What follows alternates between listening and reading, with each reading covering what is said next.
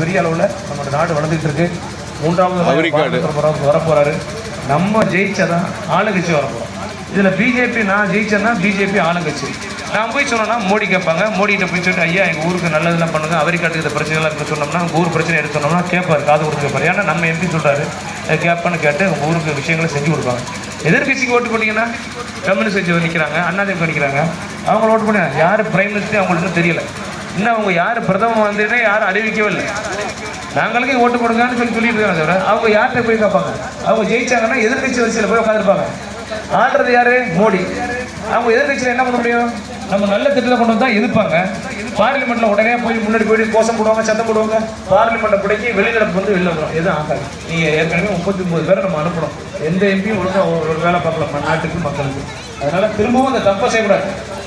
மோடி இன்னும் 5 ஆண்டுகளில் அடுத்த ஆண்டில் அற்புதமாக நல்ல திட்டங்கள்லாம் கொண்டு வரப்படுறாரு. அடுத்த வருஷம் விவசாயத்துக்கு இன்னொரு 6000 கொடுக்குறேன், அடுத்த வருஷம் 15000 கொடுக்குறேன். அப்படி இனி நல்ல திட்டங்களை இந்த 5 வருஷத்தில் சிறப்பாக அவங்க மகளிருக்கு, இளைஞர்களுக்கு, மீனவர்களுக்கு, விவசாயிகளுக்கு நல்ல திட்டங்களை கொண்டு வர போகிறாங்க. நீங்கள்லாம் எத்தனையோ பேருக்கு மாற்றி மாற்றி ஓட்டு போட்டுருங்க. இந்த ஒரு நட 3வது பட்டன் தாமரை இருக்கும். அதில் ஒரு அமுக்க அப்புறம் அந்த தொகுதி நம்பர் 1 தொகுதி ஆகும். மோடியாவே அழைச்சிட்டு தொகுதியில் உங்களுக்கு வெற்றி கொடுத்து போடுவோம். அதனால் எல்லாரும் மறந்துடாம 100 நாள் வேலையில் பார்த்தீங்கன்னா 320 ரூபா சம்பளம், 310 ரூபா சம்பளம் கொடுக்குறாங்க. 100 நாளில் சம்பளம் வருது. அது யார் கொடுக்குறோம்? மோடி தான் கொடுக்குறாரு. அதனால் நீங்கள் நல்லா பாருங்கள். மோடிக்கு பொண்டாட்டி பிள்ளை கொடுக்கணும் இல்லைம்மா, நாட்டை நம்ம நேசிக்கிறவங்க. அதனால் நீங்கள் நல்லா பண்ணுங்கள், சிறப்பாக பண்ணுங்கள், எங்களுக்கு வாய்ப்பு கொடுங்க, காமராசர் ஓட்டு கொடுங்க. உங்களுடைய அன்புக்கு நன்றி.